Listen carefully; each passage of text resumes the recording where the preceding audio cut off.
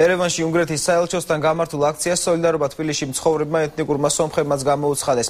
აქციის მონაწილეები სერჟ სარქსიანის გადაწყვეტილებას მიესალმებიან უნგრეთთან დიპლომატიური კავშირის გაწყვეტის შესახებ. მათ საელჩოსთან იმ დაღუპული ლეიტენანტის სურათიც მიიტანეს, რომელიც 2004 წლის თებერვალში უნგრეთში აზერბაიჯანის არმიის ოფიცერმა რამილ საფაროვმა მოკლა.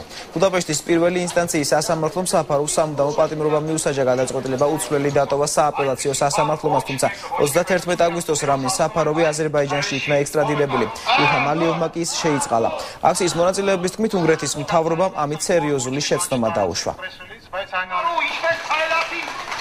Венгерское правительство совершило უნგრეთის მთავრობამ სერიოზული შეცდომა დაუშვა, რამაც შეიძლება უმძიმე შედეგებამდე მიგვიყვანოს. თურმე შეიძლება თავისუფლად მოკლა მძინარე ადამიანი და ამით გმირი გახდეს. კაცობრიობას კანონი იმისთვის არ გამოუგონებია, რომ ასეთ იაფასიანი მეთოდით გაიყიდო ადამიანი და მთელმა ქვეყანამ ღირსება დაკარგოს. დღეს უნგრეთი ფაშისტური რეჟიმის დამცველად მოგვევლინა.